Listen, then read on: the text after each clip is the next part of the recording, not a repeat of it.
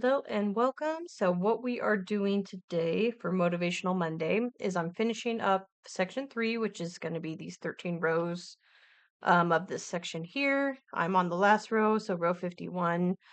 So, we'll be adding kind of the last little bit of these diagonals on top. Definitely wanted to take time to talk about kind of is this a slow technique, fast technique?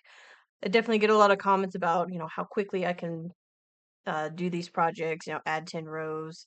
It's like, oh my gosh, you're so fast, or how much time do you spend? And, talk a little bit about that. Obviously, everybody is going to be at a different pace, especially when learning the technique if they're interested in doing it for more projects. These color changes do take time, take a lot of focus. Obviously, the counting and recounting, once you do a bunch of stuff, you got to go back and make sure your count's right, double checking that.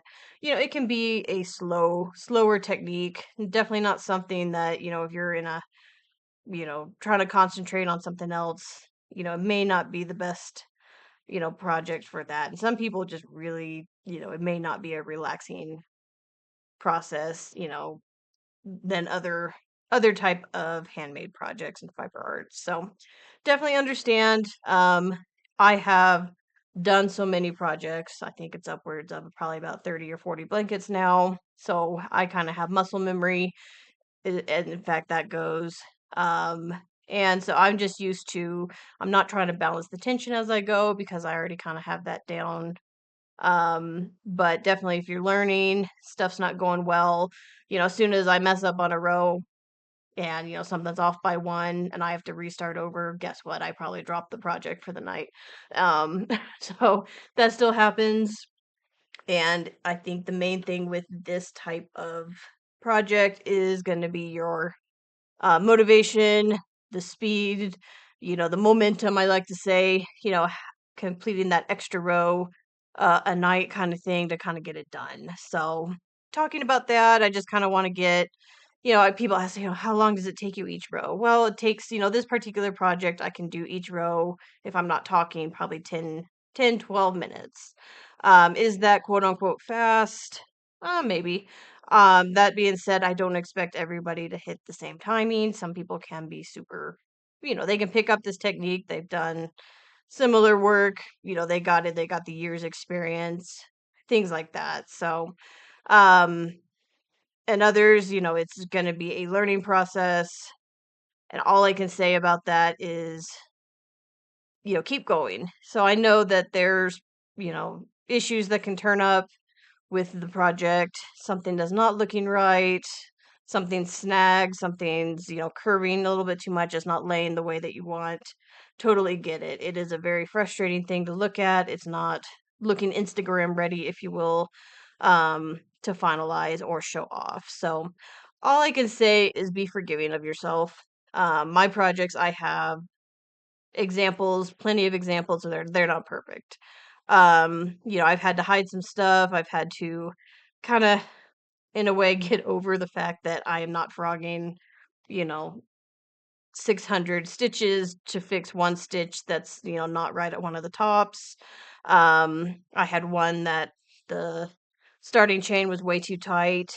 It was supposed to be a blanket. It absolutely, no matter what I do, will not lay flat. So it got to be put on a wall. I put it on a curtain rod. I used thumbtacks, to make it hang straight. And that's just, it sucks, but w- I wasn't at the point I was gonna scrap the entire project. Obviously, yarn is an investment. If you're spending, some of my blankets, like upwards of $85, for all the yarn, I don't want to throw 50% of that away because it's just not doing something right kind of thing. So obviously be forgiving of yourself. Um, if it is a gift, hopefully the everybody will appreciate the perfection as well as the imperfections kind of thing. So it's, handmade is handmade.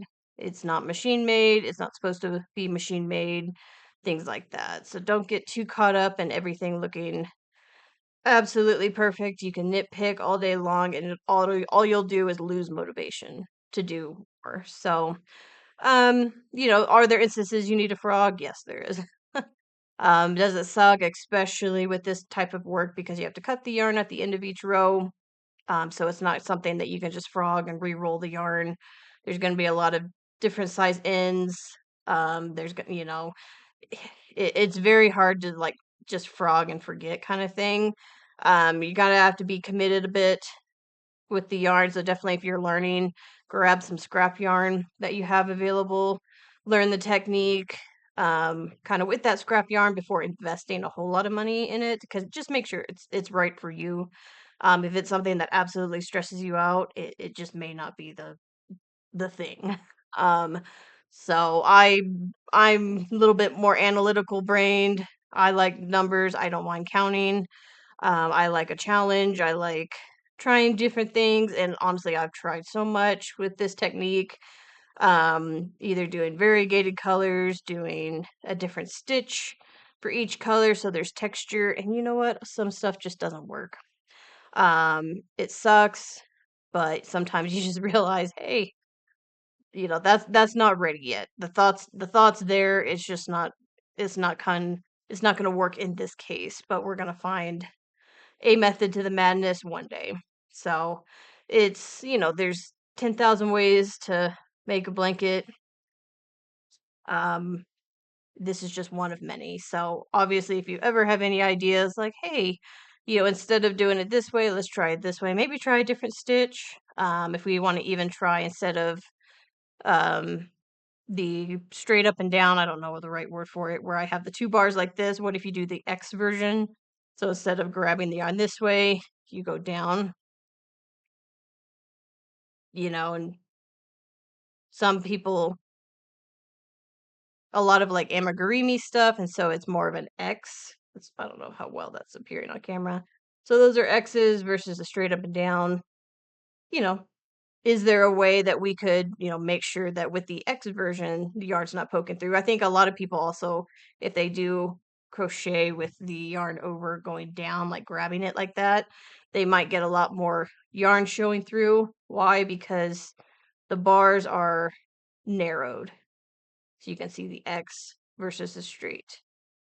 You know, but there might be a way to, you know, incorporate, hey, what if it's, you know, yeah, maybe there's a way with like only one color we do X's, the other colors we do straight up and down. The yarn is meant to kind of poke through. I don't know. There's, you know, like I said, thousand ways you can do it. Thousand different ideas.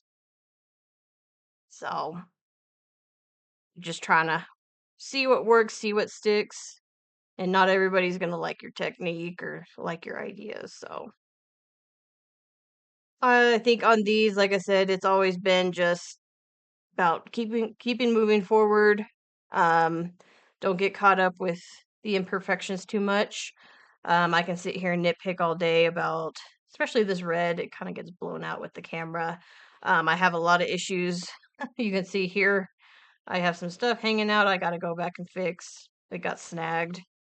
I saw it a while back and I tried to play around with it. It's not, you know, I can sit here with my hand and brush it down, but it's pretty bad. So I'll go on the back, pull pull these to the back and actually kind of maybe put an extra little strand of yarn in there to knot it so it doesn't poke through that way.